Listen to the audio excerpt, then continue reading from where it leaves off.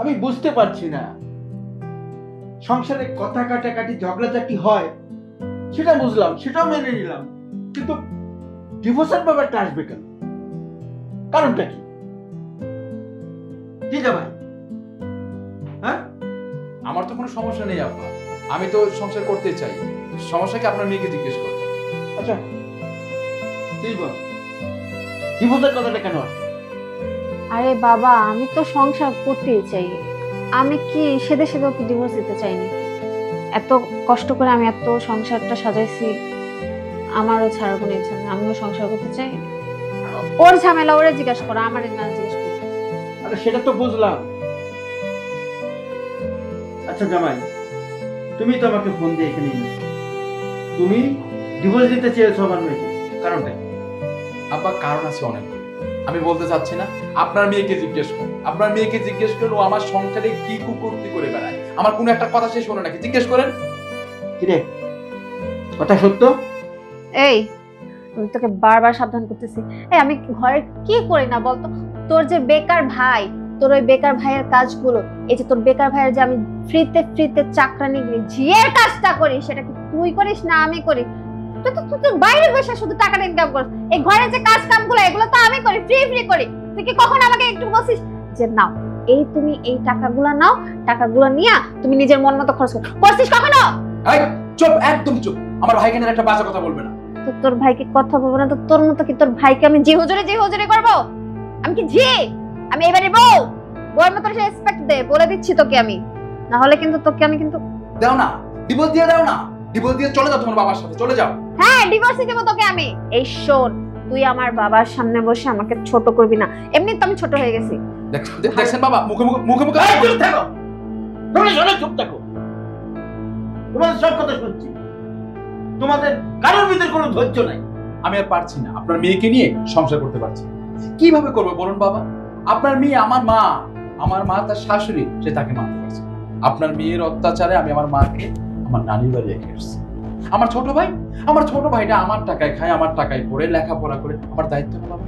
বলুন আমার দায়িত্ব না আমার ছোট ভাইকে লেখাপড়া করানো? সেটা আপনার মেয়ে সহ্য হয় না। দেখছেন তো কি বলবো, আপনার মেয়ে সে সহ্য করতে পারে না। আমি এত কিছু মানতে পারবো না বাবা। যদি আপনার মেয়ে আমার সংসারে থাকে, আমার ভাইকে তার আপন ভাইয়ের মতো জানতে হবে, আমার মাকে তার মায়ের মতো সম্মান শ্রদ্ধা করতে হবে। যদি সব মানতে পারে, তাকে আমি রাখবো, এলে আমি তাকে ডিভোর্স দিয়ে দেবো। হ্যাঁ মা, জামাই যেভাবে বললো সেখানে জামাইয়ের কোনো দোষ নেই, সম্পূর্ণ দোষ তোর।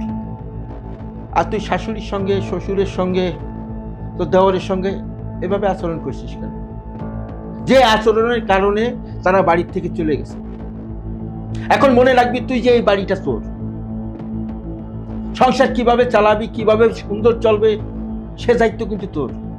তুই এইভাবে ব্যবহার করতে পারিস না যে তোর অত্যাচারে তারা বাড়ির থেকে বেরিয়ে যাবে। তুই কাজটা ঠিক করেছিস বল? বাবা, তুমি আমাকে কিন্তু এভাবে বলতে পারো না। আর কিভাবে বলবো কথা? তুই অন্যায় করেছিস, আবার বলছিস কিভাবে? শোন, একটা কথা বোঝার চেষ্টা কর না। মাথা গরম করলে সবকিছু সমস্যার সমাধান হয় না।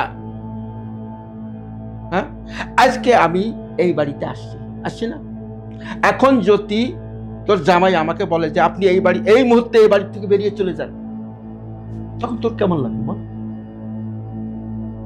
কেমন লাগবে তোর? খারাপ লাগবে না? হ্যাঁ বাবা, খারাপ তো লাগবেই। ঠিক ওই খারাপটাই তোর জামাই লেগেছে। ওর মা বাপকে যখন বের করে দিয়েছিস না, ওরও খারাপ লাগছে। এগুলো করিস না মা, সবাইকে আপন করে নে, ভালোভাবে ব্যবহার কর সবার সঙ্গে।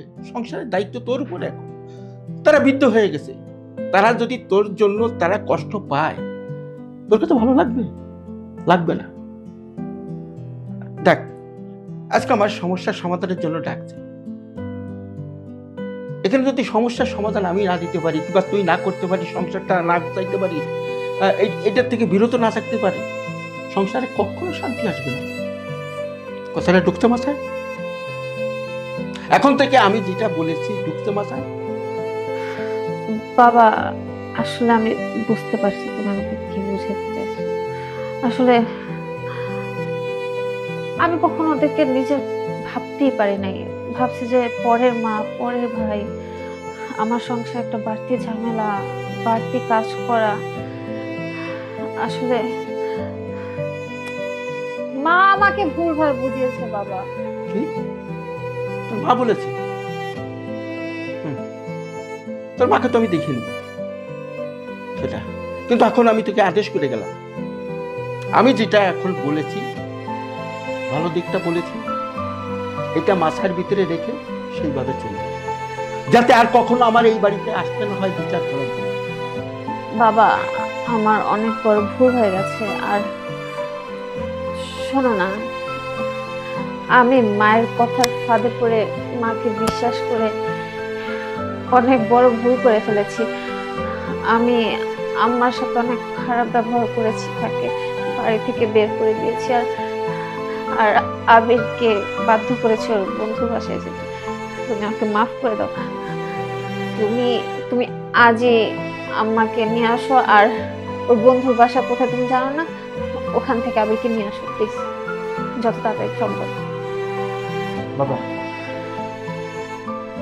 ওর কাছে তো সমস্যা নেই, ও ক্ষমা চাই। এরপরে তোমার যদি কিছু বলার থাকে বলতে পারো। না না, আমার আর কিছু বলার নেই। ও ভালোভাবে চললে আমি খুশি। তুমি এক কাজ করো, বাবার জন্য খাবারের ব্যবস্থা করো, আমি এখনই মাকে আনতে যাচ্ছি। না আচ্ছা ঠিক বাবা, আছে। আমি এখন খাবো না। তোমরা যে এক হইছো, নিজেদের ভুল নিজেরা বুঝতে পারছো, দেখে আমি খুব খুশি হয়েছি বাবা। আমার একটু কাজ আছে, আমি আসি। হ্যাঁ মা, ও, বাবা এদিকে এসো। মা এখন থেকে আর কোনো ঝগড়া দেখবে না। ঠিক আছে জামাই? এখন দুইজনে সুখে শান্তিতে থাকবে, তাহলে আমি খুশি হব। তো জামাই আর কি বলবো? হ্যাঁ তাহলে এবার আমি আসি, আসি মা। আল্লাহ হাফেজ।